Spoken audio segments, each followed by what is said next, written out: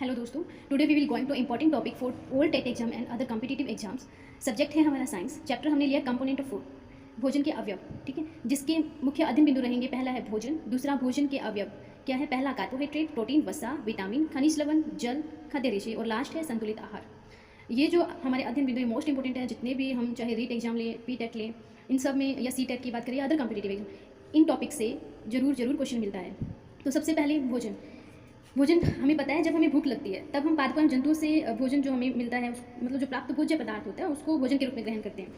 तो भोजन से होता क्या है, भोजन से हमारी बॉडी को, हमारे शरीर को क्या मिलती है, ऊर्जा मिलती है। ठीक है, ऊर्जा मिलती है, और होता क्या है, हमारे शरीर की कार्य क्षमता बढ़ती है।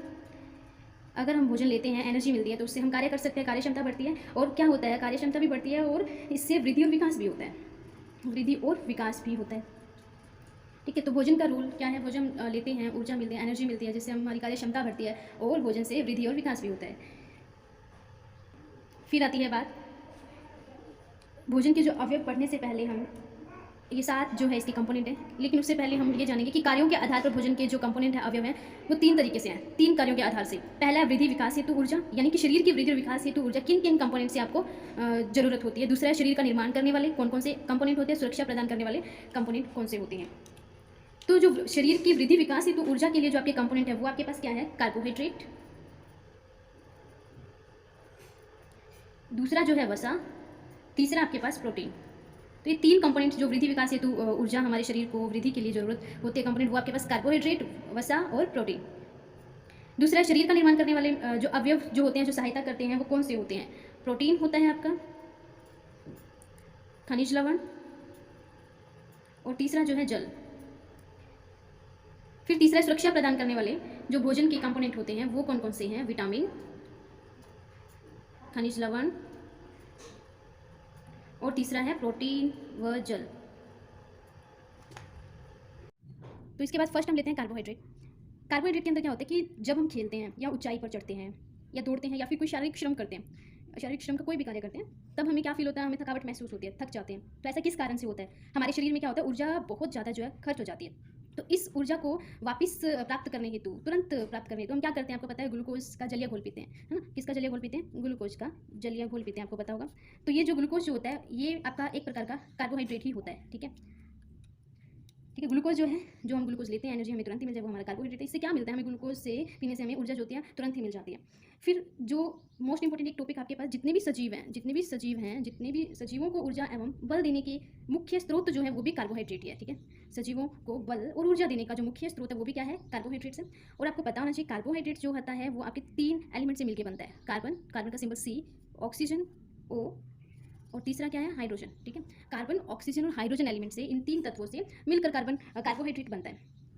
और एक मोस्ट इंपॉर्टेंट बात कार्बोहाइड्रेट के बारे में, कि ये जो हमारी बॉडी में जो कार्बोहाइड्रेट है, वो हमारी बॉडी में किस रूप में संचित होता है, ग्लाइकोजन के रूप में। ठीक है, ग्लाइकोजन के रूप में हमारी बॉडी में ये संचित रहता है, और जब श्वसन प्रक्रिया होती है, तो उसमें ये ग्लाइकोजन अपघटित होकर शरीर को आवश्यकता अनुसार ऊर्जा प्रदान करता है। ये जो होता है, आवश्यकता अनुसार हमारी बॉडी को क्या प्रदान करता है, ऊर्जा प्रदान करता है, ग्लाइकोजन। ठीक है, फिर बात आती है कार्बोहाइड्रेट जो होते हैं, उसके प्रकार या उनके स्रोत। ठीक है, तो इनके 2 प्रकार के जो मुख्य स्रोत हैं, कार्बोहाइड्रेट के जो स्रोत हैं, वो आपके पास 2 हैं मेन।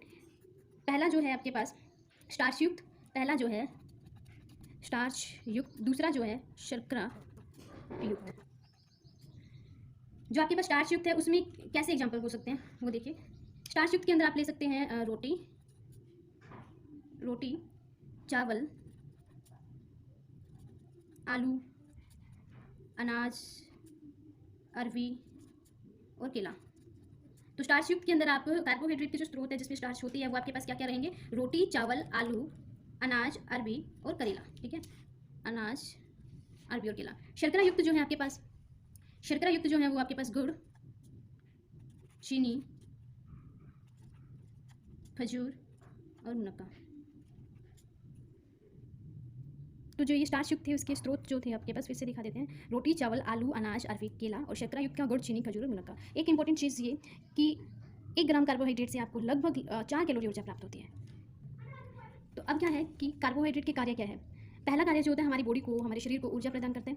दूसरा है तापमान पर नियंत्रण रखता है, बॉडी का जो टेम्परेचर होता है उसको कंट्रोल करता है। तीसरा जो है कि हमारी बॉडी में जितने भी अंग हैं, ऊतक हैं एवं कोशिका है, उसको कार्यक्षम बनाए रखते हैं। ठीक है, विशेष बात यह है कि अगर हमारी बॉडी से